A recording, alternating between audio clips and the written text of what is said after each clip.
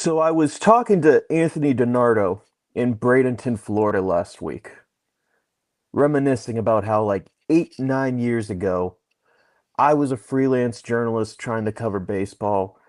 North Shore Nine was this little fan podcast, and how in the time that had come past, we had both blossomed into something a little bigger, becoming a big part of the Pirates discussion, coverage.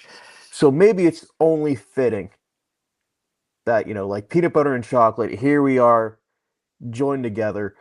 Good morning. My name is Alex Stumpf, and this is the inaugural episode of OffBeat here on the North Shore 9 airwaves, presented by FanDuel. Just to introduce what this show is going to be, this is going to be a daily Monday through Friday podcast where we're going to talk for about 15 minutes about what's going on with the Pirates. What I'm hearing from inside the Pirates clubhouse, observations I have about the team. It could be a little bit analytical one episode, it could be more column the next. I'm looking forward to this. This is going to be a fun endeavor. And I don't know if there's a topic that you can't undersell how much everyone wants to hear about Konnor Griffin. So new podcast, we're going to start off right out of the gate with a Konnor Griffin podcast. The kid's pretty special. Like, I went to Florida earlier this week, got to watch him in person. Those are some mighty cuts. He's liked throughout the organization. He makes positive impacts. This is someone who is the top prospect in the game. Talent-wise, you totally see it. Makeup-wise, you totally see it. There's only really one question with Konnor Griffin this spring, and that is, when are we going to see him in Pittsburgh? It's pretty unheard of that a teenager has a legitimate shot to make the opening day roster, but he's got one. And if he doesn't make the opening day roster, I think we could all safely assume he is going to be in Pittsburgh in 2026. But there's something about being on that opening day team that is special. Like we saw 2 years ago with Jared Jones, compared to like Paul Skeens. In Skeens, there were a lot of other circumstances. He hadn't built up the innings. It was a completely different setup for him. He had never pitched, 6, 7 months in a year. Completely different set of circumstances. But remember how exciting it was whenever Jared Jones actually made the opening day team and he went to Miami that first start and he just shoved and he got 150 whiffs, it felt like. Like, it was so fun. It was so different. It was so not what we had become accustomed to how the Pirates treat their prospects. Jared Jones showed that he was on, major league ready, and he got put on the team. Konnor Griffin could show still in the back half of spring training that, yeah, you got to put me on the opening day team. But as it stands right now, it's been a good spring. He's run into a couple. Not a lot of batted ball and play luck, but, it's a small sample size, everything. You've seen all of the tools play. He doesn't look overmatched. He doesn't look uncomfortable. It's what you would want out of something like this. So let's just jump into the question. Does Konnor Griffin make the opening day team? Maybe. Maybe. The vibe I got this offseason was that it was a distinct possibility, and it wasn't contingent on him signing a long-term extension. That was the vibe back then. I can't say definitively if that's changed or not, but at one point this offseason, it was like, yeah, he could make the opening day team without a long-term extension. Now, that comes with an obvious asterisk here. I think everyone would prefer, on the Pirates side at least, that if he was part of the opening day team, it's because his future is secured for years to come. And they don't have to worry about, the year of control or anything, or how much he's going to be paid or anything like that. He is someone who, if he was to sign a long-term extension in Pittsburgh, it would be the largest contract in franchise history. It would be, I think it's very safe to assume, more than what Roman Anthony got from the Red Sox. Like, it would be a pretty unprecedented contract for not only the organization, but Major League Baseball. Someone who has yet to appear in a game in the major leagues, someone who has yet to appear a game in AAA. So I have heard some optimism from the Pirates side of things that, yeah, this could get done. I don't like putting percentages or anything like that. Get used to that sentence being said a bunch on this podcast going forward. But yeah, it's a real possibility. It's not like okay, they could sign Kyle Schwarber type of deal because they're in the mix and they're talking and they're going to make an offer. It's like, no, this is a more of a, not saying that he will, but I would expect that an offer will be made that people are not going to bat an eye at.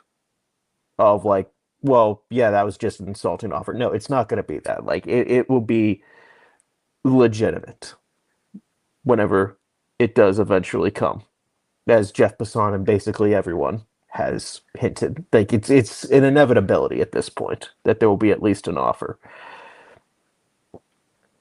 I do want to address a couple points, though, of why the Pirates don't need to start the season with Konnor at shortstop. And why they do have a little bit of leverage here with, these negotiations, because being on an opening day team is part of this equation. I covered one of these before in 2020 with Ke'Bryan Hayes and how important it was for him to try to make the opening day team and how that factored into the contract discussions that he and the team were having at the time. Obviously, COVID happened.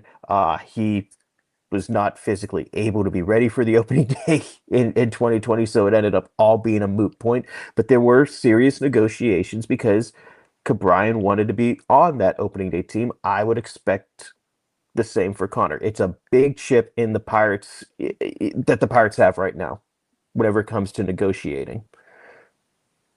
Like, there's still the inevitability of maybe you are not all that in a bag of chips. Even though, I mean, like I said, everyone really is high on this kid. I don't know how much leverage power there is, but there is always that sign a 9-figure contract and your family will never want for anything. That's worth a lot of security, especially if, you do it year-wise that, he could still hit free agency and get another bite at the apple later. But for now, Pirates have that negotiating chip. See if they're able to parlay that into actually, signing him. But it's not as dire a situation on the left side of the infield as I think a lot of people anticipated coming into camp. Tyler Callahan is not the sexiest of acquisitions the Pirates have made this winter, but I see the appeal. He's a left-handed bat. He can contribute at third base.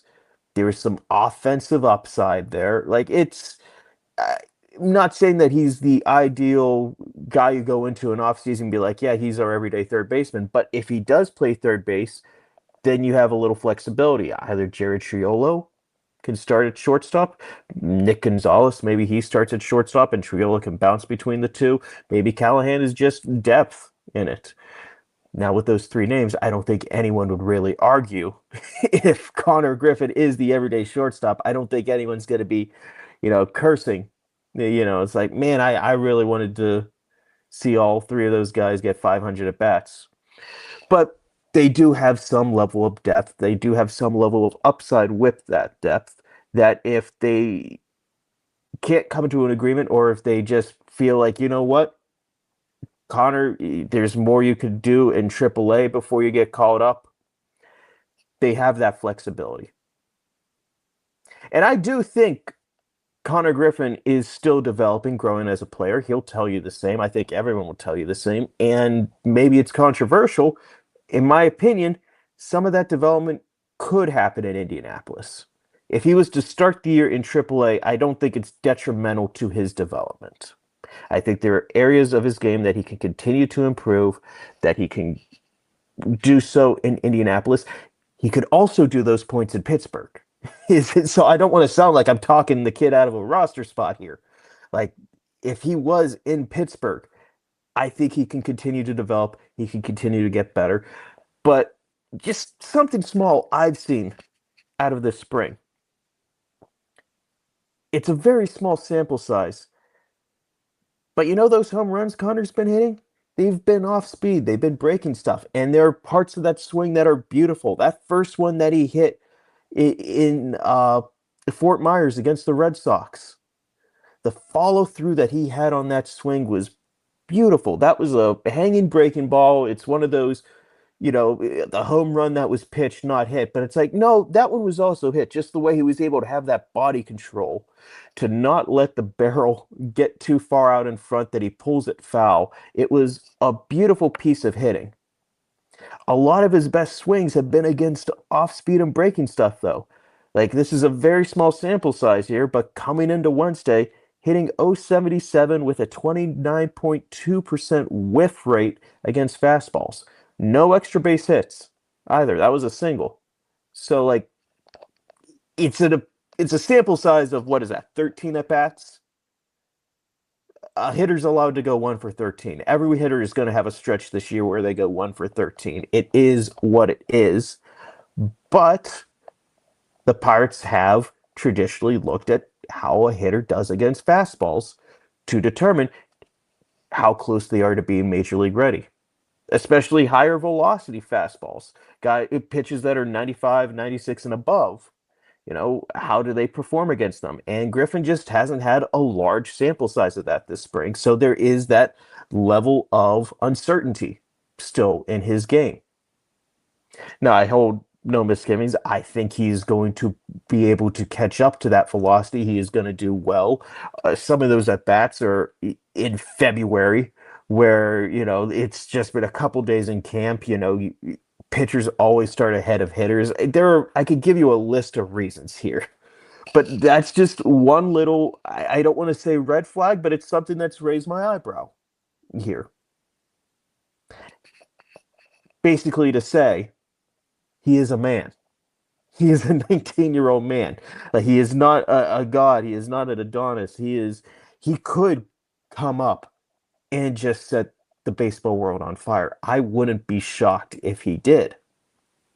Like, he has that potential to be one of the best shortstops in the game out of the gate.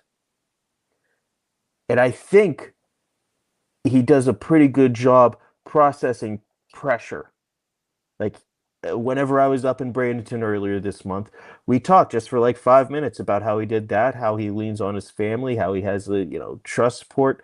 It wasn't anything groundbreaking, but it's one of the things I really wanted to know of, hey, you are a 19-year-old that everyone is saying you are doing everything perfectly right now. How do you process, either failure or just those feelings and stuff like that? And the way he talked about it, it was impressive.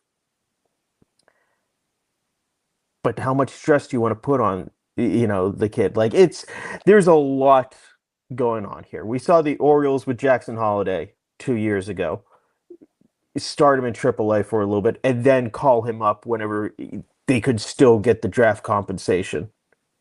There's the contract aspect. Like I said, it's his opening day spot isn't contingent. I imagine that hasn't changed from what I heard this offseason. Isn't contingent on signing a long-term deal. But again, boy, it would make the whole thing a whole lot simpler. But if you don't sign him to that long-term deal, if you don't put him on the opening day roster, I think there's some depth. But where is the fun in that? Where is the fun in that? Everyone in the baseball world would like to see Konnor Griffin make the opening day team. And I think there's a distinct possibility. And if he does, I think there's tremendous upside.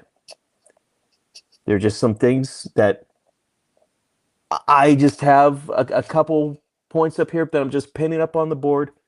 And we're going to see how they develop these last couple weeks in spring and see if he's going to be heading north to New York to start the year. This has been the inaugural episode of OffBeat here at North Shore 9, presented by FanDuel. We're going to be doing a lot more of these this year. Thanks for listening. See you tomorrow. All right, that wraps up this episode of North Shore 9. Thanks so much for tuning in. Whether you're listening on the podcast or catching us on YouTube, if you enjoyed the show, please give this video a thumbs up and don't forget to hit that subscribe button if you haven't already. It really helps us grow. And if you're listening on the podcast, a quick review goes a long way in helping others find the show. Plus, be sure to tell a friend about us. There's always room for more here in the NS9 community. And for those looking to support us a little more, consider joining our Patreon, become an MVP member, and get exclusive perks while helping us continue to bring you more of the Pirates content you love. Thanks again for all your support, and let's go Bucks.